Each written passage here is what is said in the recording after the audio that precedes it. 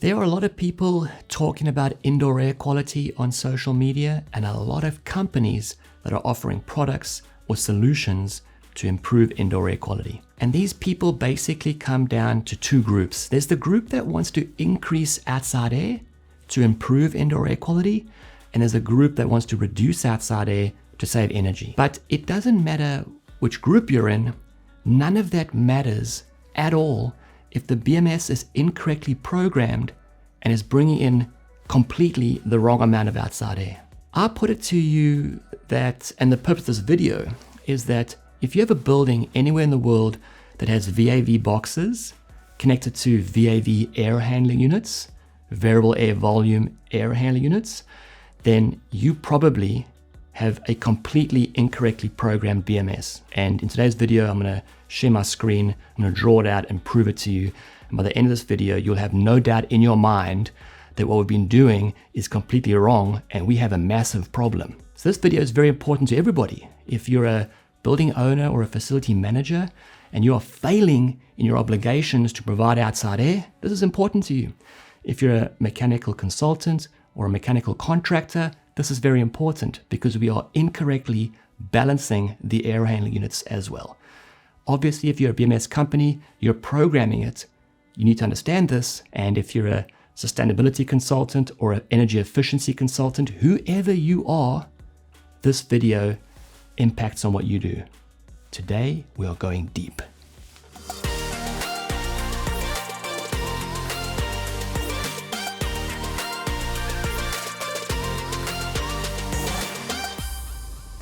All right, so before I start, I'm not a mechanical engineer, I'm also a BMS person, and this video is a BMS person to a BMS person.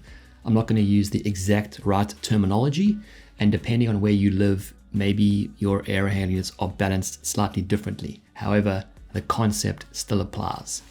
Let's get into it.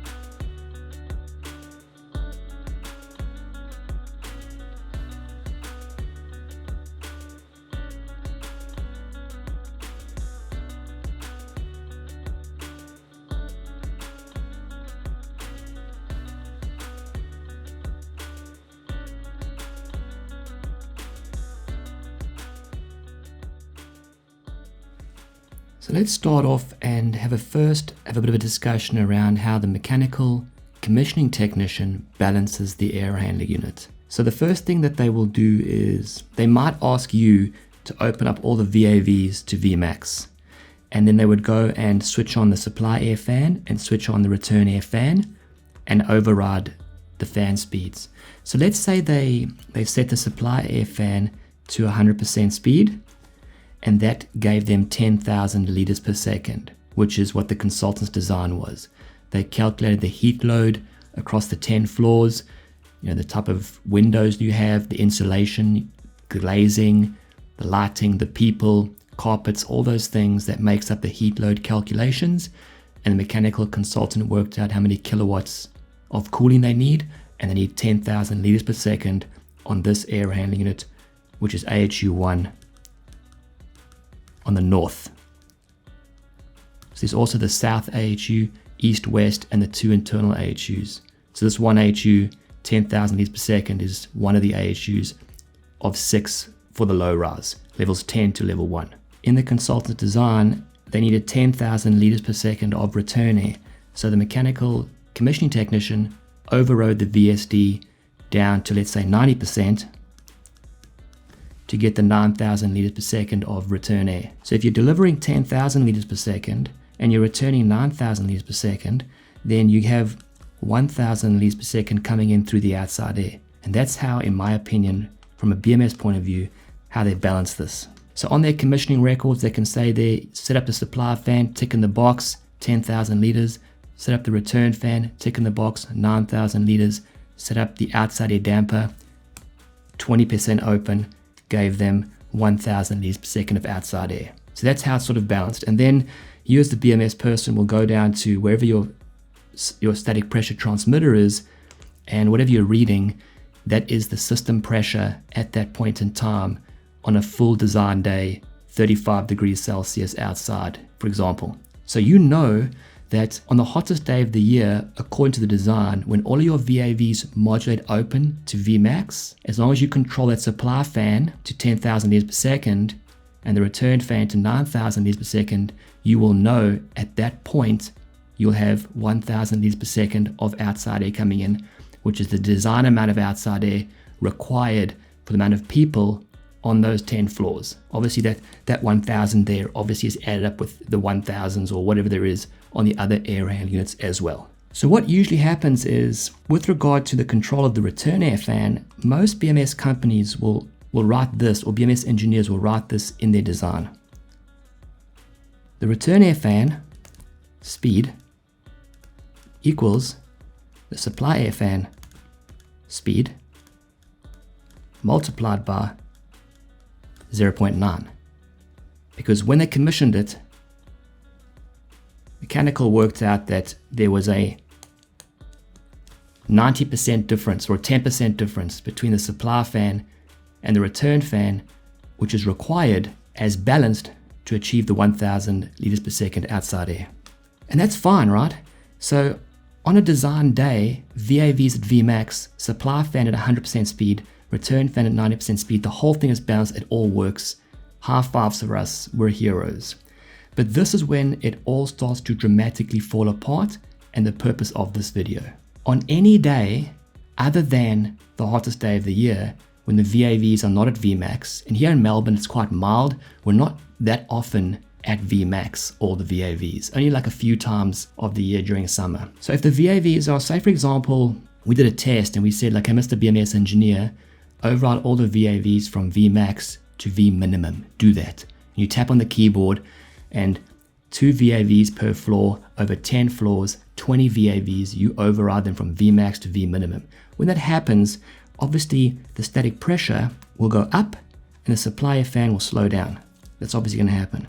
So as we watch it for like, let's say 15 minutes to half an hour, as it transitions from Vmax to V minimum, we watch the supply air fan slowing down, slowing down, slowing down, slowing down to maintain the set point of 200 pascals. And as we're doing that, let's say it goes down to 50%. Supply air fan goes down to 50%. What's the return fan going to be? It's going to be 45%. 10% of 50 is 5. So it's going to be 45%. So let's say, for example, and this wouldn't actually happen, but let's say, for example, this drops to 5,000 liters. And let's say, for example, the 9,000 dropped to 4,500. Let's say that happened, right? Supply fan has slowed down to 50%. The supply air volume is dramatically reduced. The return fan has tracked the supply fan by the 10% as it's going down from 100, 90, 80, 70, 60, 50. The return's been coming down at a 10% difference linearly. Now, what do you think the outside air is at this point in time? We're delivering 5,000. We were doing 10,000. Now we're doing 5,000 and the return's doing less. This damper position here hasn't moved actually. That's not part of our control tree. There's no outside air volume sensors on this example. And even if there was, it wouldn't help anyway. It's not going to be 1,000 liters per second because the supply fan slowed down and the return fan slowed down. It's not going to be 1,000. So let's just say for argument's sake, it's 500. That makes sense to everybody, hopefully. We went from Vmax to V minimum. Maybe it's winter now or a shoulder season. It's not so hot. There's less thermal demand in the space. The sun's not shining hard onto the glass. It's an overcast day. It's raining. It's not summer. Whatever it is, there's less thermal demand. We need less cooling. The VAVs are backed off. The supply fan slowed down. The return fan slowed down. The result is that the outside air that was getting drawn in by the supply air fan, as the supply air fan was sucking air through here, it's now drawing in less, of course. Here we go, you ready? Just because the thermal demand has reduced, the occupancy of people has not reduced. We still have a fully loaded 10 floors of people. There's still one person per 10 meters squared for example. Our occupancy requirement hasn't changed. The amount of outside air we need hasn't changed. We still need 1,000 liters per second of outside air. This is a complete failure. This is the main part of the video. We're going to talk more about this, of course, but do you see how if your BMS control sequence is doing this, where you're saying the return air fan tracks the supply air fan by a fixed difference, that only applies at Vmax. That does not apply anywhere else. So let's have a look at what we should be doing, all right? Okay, before I get to that, let me do something else first. So let's say we called the mechanical commissioning tech and said, hey, what's going on here, man? Like, you know, I've slowed the fan down. I don't have the 1,000 anymore. And he goes, oh yeah, of course. What he will do, or she will do, is they'll walk up to the VSD and they will override the return fan to be slower. They'll slow the return fan down. And let's say we now have, you know, 2,000 liters per second on the return. So we have less air coming through the return. We've slowed the return fan down. The supply fan's still doing the 50%. It's still trying to do the 5,000. It will draw extra air through here. The outside air will then increase back up to something else. These numbers don't match, but let's say it's 1,000. So when you slow the return fan down more, it means it's a supply fan that's still wanting to do the same speed. It needs more air from somewhere and it draws it in through the outside air. So how do we fix this?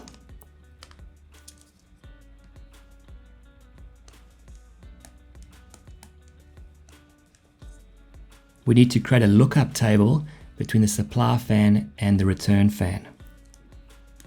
This is what we've done right now. At 100% supply fan speed, we're going to have 90. That's what we currently have. But we've just done this example now when we went to 50. We just did this example here at 50. We just did that, and that just proved that doesn't work. So what needs to happen is we need to say to the mechanical air balancing technician, I need you to do this test. I need you to set the supply fan speed at 100, 90, 80, 70, 60, 50, 40, 30. And then I need you to set the return fan speed to whatever it needs to be to hold the 1,000 liters per second set point on the outside air. So I don't know exactly, I'd need to think more about this, but this graph will look something, maybe it does something like this. It's not going to do that. And it gets a bit more complicated than this, because when the supply air fan is running at 30%, the return fan can only go down to 30%. That's its lowest speed. It can't go lower than that. So right now what happens with this little 90% tracking thing, what happens is the supply fan goes all the way down to 30%. The BMS calculates, 10% less than that is, 20 something. But this return fan can't go lower than 30%. So they're both sitting at 30. You're probably going to have 0 liters per second of outside air coming in at that point in time. It's not going to be nothing, because you're supplying, say, 1,000 and you're returning 1,000. There's nothing coming in the outside air. We have to slow down the return fan. We need to turn the return fan off. In the ideal situation, or not the ideal, there will be situations through the balancing where the mechanical commissioning technicians has lowered the supply fan down to 30 and the outside 0. They'll turn the return fan right off. All the outside air comes through the supply. Nothing comes through the return. Now, I didn't really want to explain this other thing, but what I wanted to say was what some people do is that they install a pressure transmitter in this mixed air plenum, which is normally around 30 pascals. And then what they do is, rather than turn the return fan off, because maybe you can't for other mechanical reasons, they start to close off the return damper to control to this pressure. So as you're closing the return damper, it means that more air needs to come through the outside air, because you're restricting the air through the return. But either way, that's not actually what I wanted to talk about. I wanted to explain this whole concept. This morning when I was setting up the room and getting ready and sort of thinking through how I'm going to do this, like I'll draw a thing out here and I'll say this and I'll say that. I'll sort of, I had a great idea. I'm not sure now that after doing that I might have explained that very well. It's quite difficult, I've realized, to draw something live and screen record it and talk at the same time, and then think ahead about what to draw and what to say, and then also being aware of the microphone, the camera and things. It's quite a few things going on. So if I was just talking through with you, even like now, the camera would be easier. or in a training course when we're interacting together, it's much easier, right? So that might not have been completely perfect, but I think you'll get the idea of what I'm saying. And it really boils down to 2 or 3 different things. The first thing is, for you all to understand, whether you're a BMS person or not, is if during the construction phase and the commissioning, the air balancing, if the mechanical contractor didn't slow the supply fan down from 100 to 90, 80, 70, 60, 50, 40, 30, and then slow the return fan down to different amounts, whatever's required to hold the 1,000 liters per second design outside air rate through the full swing of the supply fan. If they didn't do that, you don't have an operating or a functional outside air control system. And you, the BMS engineer, needs to be a part of that collaboration piece. We are the control specialists. You should design the system up in your control sequences, your design. Then you should talk to mechanical and say, hey, by the way, I need you guys and girls to balance this AHU like this. These are the settings I need from you for this to work. If you didn't do that, it doesn't work. The second thing is that if your design says the return air fan tracks the supply air fan by a fixed difference to be determined during commissioning, 10%. If you say that, you have an unoperational, non-working outside air control system.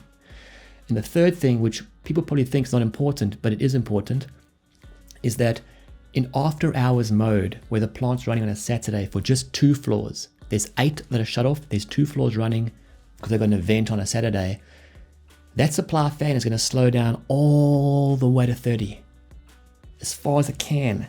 You'll probably still have more than 200 pascals in the supply duct. It can't go any further down. It's turned down, it can't go lower down. And with the current design, the return fan will also be at 30. They'll both be at 30. That could be 0 outside air for that 4 or 5 hours during after hours mode. And if you think about it, through COVID, where we had lots of floors shut down because people were working from home, everyone's crying about, oh, we need extra outside air for COVID ventilation, the virus, blah, blah, blah. At those situations, when half the floors are turned off, you probably had no outside air. Everyone's saying, we need more outside air. You've got no outside air. Anyway, so those 3 things, if you're a BMS company and you aren't coordinating the commissioning with mechanical, you've got a fixed difference between the return and the supply, and you don't have a brand new, completely different after hours mode control strategy, you do not have proper outside air control. Now, quickly, I need to finish this off, but although that was quite complicated, it gets much more complicated than that, because we also have things like toilet exhaust systems and kitchen exhaust systems that are exhausting out of the building that affects the outside air. So that's a bit tricky. And also, here's the key thing, right? This whole discussion is about us trying to hold the 1,000 liters per second, which is 1 person per 10 meters squared, fully occupied 10 floors of the building, right? What happens when half the people aren't there and the CO2 is not 800 parts per million or 1,000, it's actually 600 parts per million. So half those people are working from home today. We're supposed to reduce the outside air, demand control ventilation. This whole confusion around the balancing was a simple thing, just the 1,000, the design. Through demand control ventilation, we should have less, say 500 liters per second. That's a whole new complicated arrangement, because mechanical only balanced the AHU at Vmax. They didn't balance the AHU at V minimum, and they didn't balance the AHU at 600 parts per million. They didn't do any of that. So anyway, let's move on to the next step. Last thing, I think, is that if you're a mechanical consultant, man, this is important, because the solution probably starts with you in some scoping stuff. So you're a piece of the puzzle. If you're a mechanical contractor, we need to go much further in our balancing. Once you're designed at Vmax, you've got to do other things. And this problem actually extends into other systems. There's other big problems in the chill water system. We only balance the chill water system with the cooling valves fully open. We don't balance the chill water system with the cooling valves at all 10% open. Other things go wrong there. That's another video. If you're a building owner or facility manager, just be aware you are not meeting your obligation to provide tenants with outside air. Probably. I'm saying probably, but I really mean definitely. The BMS company, listen carefully to me now. In the olden days, 20 years ago, mechanical consultants were paid to do 100% of the design. All we had to do was build what they told us to build. Nowadays, under the design and construct model, the consultant is no longer being paid to do 100% design. The consultant being paid to do 70% design or 50% design or 30% design. The remaining design is the responsibility of the trades, the contractors, which means that BMS companies nowadays, in most jobs in Australia, they're almost all design and construct. Really, I've only done a few 100% design jobs in the last few years. If you're a BMS company, you now have responsibility. You have design responsibility. You can't just say, the consultant didn't tell me to do that. You can't say that anymore. You now have design responsibility. You are accountable to achieving a working solution. If I was a mechanical consultant and the customer's freaking out at me because this whole thing doesn't work, I'd just say, hang on a sec. We got paid to do 30% design. The BMS company is doing 70% design. Go and talk to them. They are the control specialists. BMS companies, seriously, listen to me carefully. We need to pick our game up. We are responsible for this. For thousands of buildings in the world that don't work, we are responsible.